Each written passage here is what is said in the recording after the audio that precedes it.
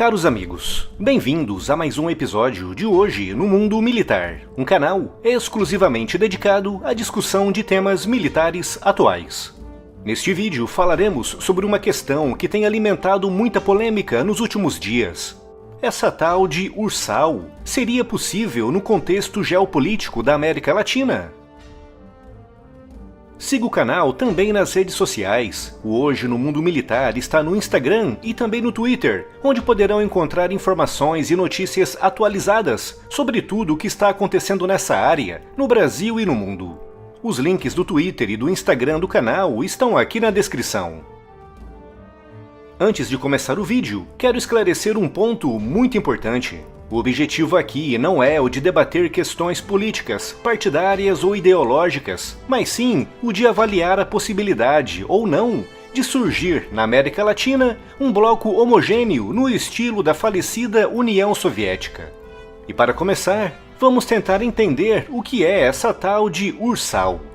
Em julho de 1990, na sessão de inauguração do Foro de São Paulo, uma organização de esquerda criada pelo Partido dos Trabalhadores, Marco Aurélio Garcia, na época secretário de Relações Internacionais daquele partido, teria dito que o objetivo dessa organização era criar na América Latina algo semelhante ao que tinha sido feito no leste europeu, ou seja, um grande bloco socialista multinacional.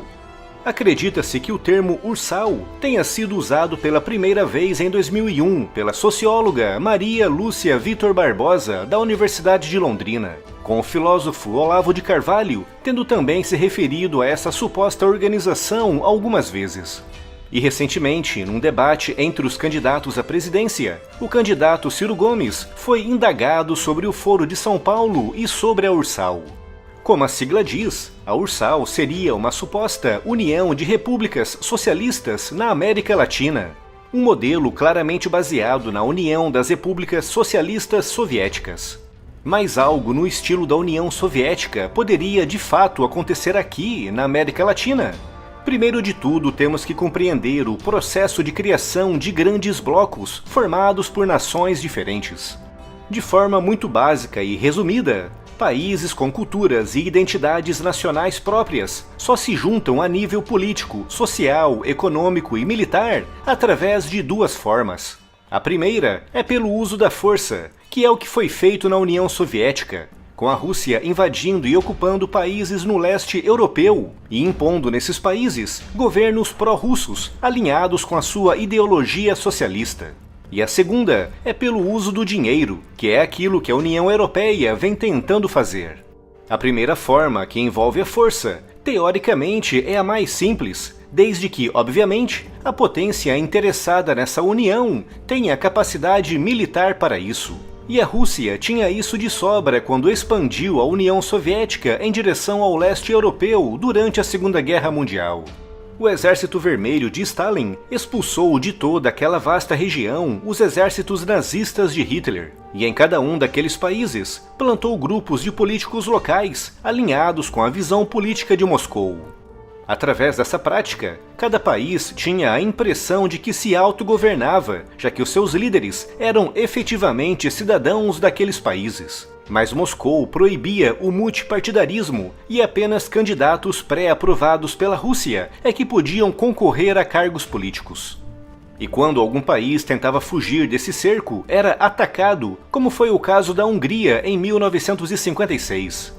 Naquele ano, a população húngara se revoltou contra o seu governo de orientação marxista-leninista, exigindo reformas democráticas, com Moscou respondendo de forma rápida e firme, invadindo a Hungria e esmagando a revolta, resultando em milhares de mortos e feridos.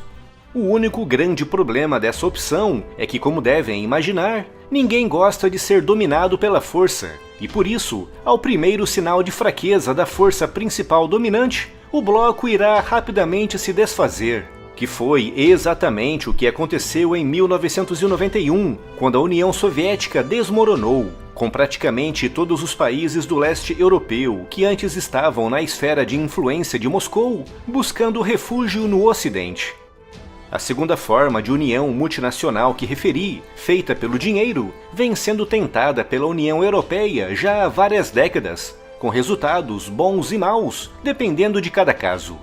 Eu conheço pessoalmente o caso de Portugal, um país que ingressou na União Europeia em 1986.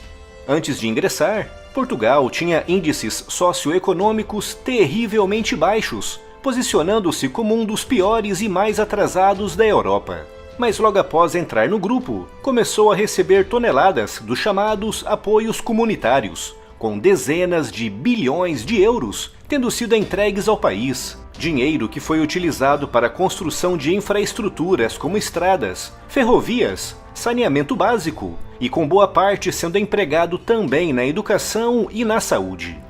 No caso específico de Portugal, essa forma de união tem sido muito positiva, mas isso só aconteceu graças às tais astronômicas ajudas comunitárias. Portanto, no caso dessa tal de Ursal, ela só poderia surgir através dessas duas formas, pelo uso da força ou pelo uso do dinheiro. E tendo em vista que o Brasil é a maior potência econômica e militar da América Latina, qualquer uma dessas formas teria que ser necessariamente liderada pelo nosso país.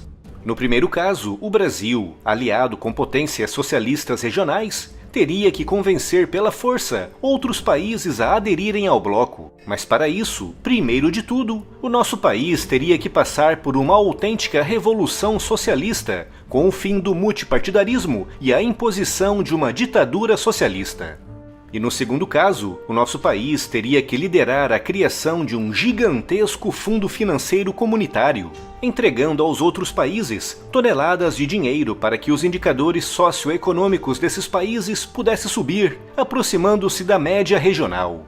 Essa segunda opção esbarra em muitos entraves, com o principal deles sendo: não há dinheiro para isso.